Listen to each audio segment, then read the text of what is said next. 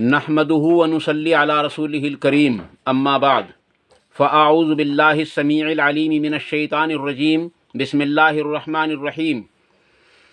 قال الله تبارك وتعالى في كتاب الكريم ان الله وملائكته يصلون على النبي يا ايها الذين آمنوا صلوا عليه وسلموا تسليما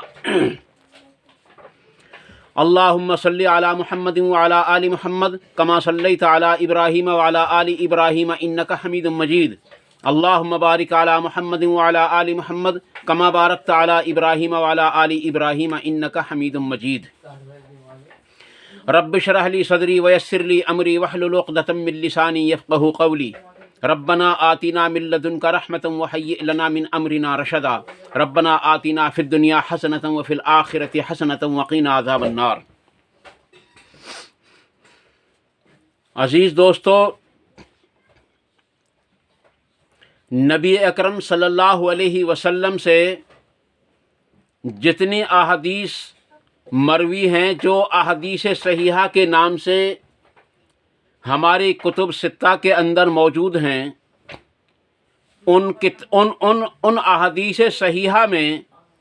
اگر کوئی راوی ضعیف بھی شامل ہو جائے تو حدیث تو پھر بھی صحیح رہے گی، البتہ حدیث صحیح ہو اس میں بہت زیادہ، یعنی میرا مطلب کہنے کا یہ ہے کہ اگر ایک حدیث کی صحیح سند مل رہی ہو ہم کو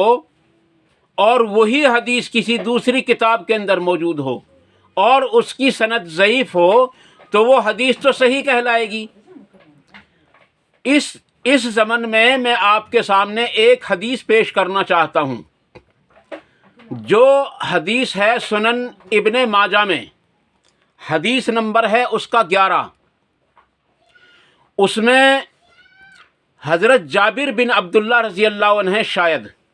وہ کہتے ہیں کہ ایک روز ہم نبی اکرم صلی اللہ علیہ وسلم کی خدمت میں بیٹھے ہوئے تھے کہ آپ صلی اللہ علیہ وسلم نے ایک سیدھی لکیر کھینچی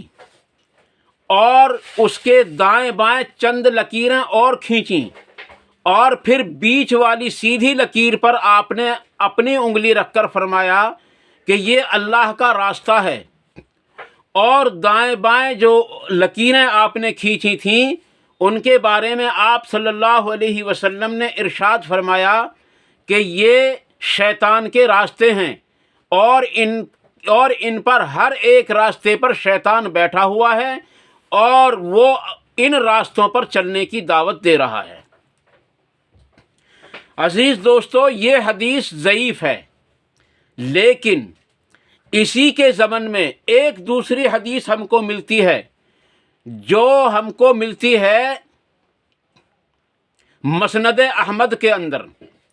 اور اس حدیث کا نمبر ہے 3928، حدیث نمبر بھی ہے اس کا، اور وہ حدیث ہے حضرت عبداللہ ابن مسعود رضی اللہ تعالیٰ عنہ سے منقول۔ وہ بھی بالکل اسی طریقے سے اسی طرح کی وہ حدیث لاتے ہیں، اور وہ بھی کہتے ہیں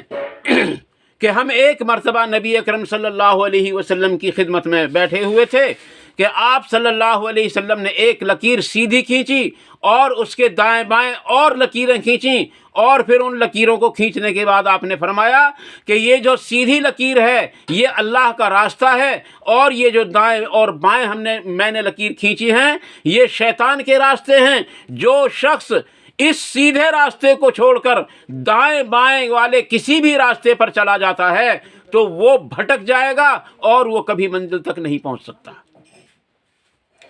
عزیز بزرگوں اور دوستو، اس حدیث پر میں نے کل ویڈیو دیکھی تھی، اس میں کسی نے بڑا اشکال کیا ہے اور اس حدیث کو ضعیف کہا، اور اس کو جس آدمی نے وہ حدیث بیان کی ویڈیو کے اندر اس کو بھی برا کہا، اور برا کہنے کا اس کا مطلب یہ تھا کہ اس آدمی کو سننا نہیں چاہیے۔ عزیز دوستو، یاد رکھو، جو آدمی سچ بات بتائے گا ہم اس کی بات کو سنیں گے، جو آدمی حق بات بتلا رہا ہے ہم اس کی بات کو سنیں گے۔ میں آپ سے ایک سوال کرتا ہوں کہ اگر کوئی یہودی کوئی عیسائی کوئی ناس بھی ہم کو یوں کہے کہ اللہ تبارک و تعالیٰ قرآن کریم کے اندر تم کو نماز کا حکم دیتا ہے، تو کیا ہم اس کو یوں کہیں گے کہ یہ ایمان والا نہیں ہے، اس لیے ہم اس کی بات کو نہیں مانیں گے؟ کیونکہ اس نے قرآن کا حوالہ دیا ہے اور قرآن کے اندر نماز کا حکم موجود ہے، تو اس کی بات صحیح ہوگی۔ اسی طریقے سے عزیز دوستو، حضرت ابو ہریرہ رضی اللہ تعالیٰ عنہ سے منقول ہے کہ نبی اکرم صلی اللہ علیہ وسلم نے آپ کو زکوٰۃ کے مال پر مقرر کیا کہ آپ اس کی حفاظت کرو۔ شیطان 3 دن تک آیا اور تینوں دن حضرت ابو ہریرہ رضی اللہ عنہ نے اس کو آپ صلی اللہ علیہ وسلم کی خدمت میں لانے کے لیے جکڑ لیا، قید کر لیا۔ اس نے معافی مانگی، اہل و عیال کا بوجھ بتا کر، بہانے بتا کر، جھوٹ بول کر اس نے جو ہے اب اپنے آپ کو رہا کرا لیا۔ آخر تیسرے یا چوتھی بار میں حضرت ابو ہریرہ رضی اللہ عنہ نے اس کو اچھی طرح سے باندھ لیا اور یوں کہا کہ اب میں تجھ کو نبی کریم صلی اللہ علیہ وسلم کی خدمت میں ہی لے کر کے جاؤں گا۔ چنانچہ اس نے پھر بڑی خوشامد کی، بڑی منت کی اور بہت عاجزی کے ساتھ کہنے لگا کہ میں آئندہ نہیں آنے کا، اور اگر تم مجھ کو چھوڑ دو تو میں تمہیں ایک ایسی چیز بتلا دوں گا کہ تمہارے پاس کبھی شیطان نہیں پھٹکے گا۔ حضرت ابو ہریرہ رضی اللہ عنہ کہتے ہیں کہ میں نے اس کو چھوڑ دیا اور اس نے آیت الکرسی کا وظیفہ بتلایا کہ جب تم سویا کرو، جب تم سونے لگو تو آیت الکرسی پڑھ لیا کرو کہ تمہارے پاس پوری رات شیطان نہیں آئے گا۔ جب نبی اکرم صلی اللہ علیہ وسلم کے سامنے یہ واقعہ پہنچا، آپ صلی اللہ علیہ وسلم نے ارشاد فرمایا، تھا تو جھوٹا لیکن تم سے جو بات کہہ کر کے گیا ہے وہ بالکل سچی کہہ کر کے گیا ہے۔ عزیز دوستو، نبی اکرم صلی اللہ علیہ وسلم نے یوں نہیں فرمایا کہ وہ جھوٹا تھا، اس کی بات نہیں مانی جائے گی، کیونکہ اس جھوٹے نے بات سچی کہی، اس لیے اس کی بات کو جو ہے تسلیم کیا گیا، اس کی بات کو مانا گیا۔ اور پھر آپ صلی اللہ علیہ وسلم نے اس کی تصدیق کے لیے ابو ہریرہ سے خود سوال کیا، ابو ہریرہ تمہیں معلوم ہے کہ تمہارا 3 دن سے کس آدمی سے واسطہ، کس چیز سے واسطہ پڑ رہا تھا؟ ابو ہریرہ نے عرض کیا، رسول اللہ آپ ہی بتلا دیجئے۔ تو آپ نے فرمایا کہ وہ شیطان تھا جو 3 دن سے تمہارے مال پر حملہ کر رہا تھا۔ یہاں یہ بھی پتہ چل گیا، اگر قرآن کی بات کوئی بھی کہے، اگر صحیح حدیث کی بات کوئی بھی کہے، ہم کو اس کی تصدیق کرنے کے بعد وہ ماننی ہے۔ ہمیں اس کی سند نہیں دیکھنی، ہمیں اس کی جو ہے ڈگری نہیں دیکھنی، ہمیں اس کا ایمان نہیں تولنا، ہمیں اس کا کوئی چیز ہم کو چیک کرنے کی ضرورت نہیں ہے۔ ہم کو صرف یہ چیک کرنا ہے کہ اس نے جو ہم سے بات کہی ہے یہ قرآن کے اندر موجود ہے یا نہیں، اس نے جو بات کہی ہے وہ حدیث کے اندر موجود ہے یا نہیں۔ اور پھر ہم کو یہ بھی چیک کرنا ہے کہ قرآن اور حدیث میں تو موجود ہے، لیکن اس کے کہنے کا جو انداز ہے وہ کیا ہے، یہ بھی ہم کو دیکھنا پڑے گا۔ عزیز دوستو، واضح رہے، حق بات اگر دیوار پر بھی لکھی ہوئی ہو تو اس کو بھی مان لینا چاہیے۔ حضرت عبداللہ ابن مسعود رضی اللہ عنہ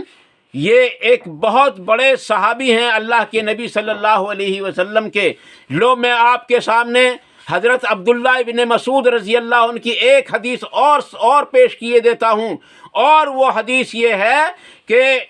آپ رضی اللہ عنہ کے سامنے مسجد کے اندر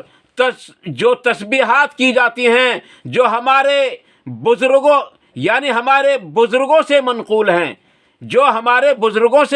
ہیں، اتنی بار سبحان اللہ، اتنی بار الحمدللہ مجمع کے ساتھ پڑھنے کے لیے جو بٹھاتے ہیں، اور اس کو کہتے ہیں اللہ کے ذکر کی مجلس، اس کو ہم سمجھتے ہیں اللہ کے ذکر کی مجلس۔ حضرت عبداللہ ابن مسعود رضی اللہ عنہ کا جب ان کے پاس یعنی حضرت عبداللہ ابن مسعود رضی اللہ عنہ جب ان کے پاس پہنچے ہیں تو آپ نے فرمایا بدبختو تم نے یہ کون سی گمراہی کا دروازہ کھولا، حالانکہ نبی اکرم صلی اللہ علیہ وسلم کے برتن اور آپ کے کپڑے بھی موجود ہیں، یا تو تم نبی اکرم صلی اللہ علیہ وسلم سے زیادہ ہدایت یافتہ ہو گئے ہو یا پھر تم نے گمراہی کا دروازہ کھول لیا ہے۔ یہ وہ لوگ تھے جنہوں نے مجمع کے ساتھ اکٹھے ہو کر اللہ کے ذکر کو اس طریقے سے یعنی کہ اس طریقے سے کرنا شروع کیا تھا جس طریقے سے احادیث کے اندر موجود نہیں تھا، یعنی مجمع کے ساتھ 100 بار اللہ اکبر، مجمع کے ساتھ 200 مرتبہ سبحان اللہ یا اور تعداد الحمدللہ اللہ اکبر لا الہ الا اللہ کی تعداد جو آج ہمارے پیروں کی مجلسوں کے اندر کیا جاتا ہے، اور اس کو ہم باعث ثواب سمجھتے ہیں، لیکن حضرت عبداللہ ابن مسعود رضی اللہ عنہ کہتے ہیں کہ یہ تم نے گمراہی کا دروازہ کھول لیا ہے۔ حالانکہ بخاری اور مسلم کے اندر احادیث موجود ہیں اللہ کے ذکر کرنے کی، لیکن وہ ذکر کون سا ہے؟ وہ ذکر ہوتا ہے اللہ کی بڑائی کو بیان کرے، قرآن کریم کو بیان کرے، احادیث صحیحہ کو بیان کرے، اور نبی اکرم صلی اللہ علیہ وسلم کا ذکر کرے، قرآن کے احکامات بتلائے اور حدیث کے احکامات بتلائے، اللہ کے احکاموں کو بتلائے کہ یہ کام کرنے ہیں، اور ان کا طریقہ صحیح احادیث کی روشنی میں بتلائے کہ اس کام کو نبی صلی اللہ علیہ وسلم کے طریقے سے اس طریقے سے کرنا ہے۔ یہ ہے وہ اللہ کے ذکر والی مجلس جس پر اللہ کا وعدہ ہے جنت کا، اور جس پر اللہ تبارک تعالیٰ کا وعدہ ہے مغفرت کا۔ یہ وہ مجلسیں نہیں ہیں جن مجلسوں کو آپ سمجھ رہے ہیں کہ ہم اکٹھے ہو کر اللہ کا ذکر کر رہے ہیں۔ اللہ کی قسم، ایک آدمی اللہ کی بڑائی بیان کر رہا ہو، ایک آدمی اللہ تبارک و تعالیٰ اور اس کے رسول صلی اللہ علیہ وسلم کا تذکرہ کر رہا ہو، ان کے واقعات بتلا رہا ہو، ان کے احکامات کو بتلا رہا ہو، اور مختلف خاندانوں سے، مختلف مقامات سے اور مختلف جگہوں سے لوگ آ کر کے اس میں شریک ہو رہے ہوں، اللہ کی قسم اللہ تعالیٰ فرماتا ہے کہ میں نے ان کی مغفرت کر دی۔ تو فرشتہ ایک کہتا ہے کہ اس نے شریک تو تھا نہیں ایک شخص، لیکن وہ آ کر کے بیٹھ گیا تھا۔ اللہ تعالیٰ فرماتا ہے کہ اس مجلس کی برکت سے میں نے اس کی بھی مغفرت کر دی۔ تو عزیز دوستو، وہ مجلس جو مراد ہے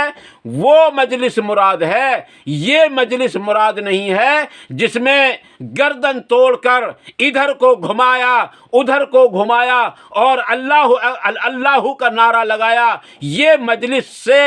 مجلس مراد ہرگز نہیں ہے۔ اللہ تعالیٰ مجھے اور آپ کو ان مختصر سی باتوں پر عمل کرنے کی توفیق عطا فرمائے۔ اگر جذبات میں کوئی بات غلط میری زبان سے نکل گئی ہو تو اللہ تعالیٰ ہمارے دلوں سے اس کو نکال دے، اور صحیح اور حق باتوں کو ہمارے دلوں میں راسخ فرمائے، اور ہمیں ہمیشہ یاد دہانی رہیں وہ تمام باتیں، اور ہمیں عمل کرنا بھی آسان فرمائے، اور عمل کرنے کی توفیق بھی عطا فرمائے، اور عمل کرنے کے موقع بھی عطا فرمائے۔ وآخر دعوانا ان الحمد للہ رب العالمین، والسلام علیکم ورحمۃ اللہ تبارک و تعالی وبرکاتہ۔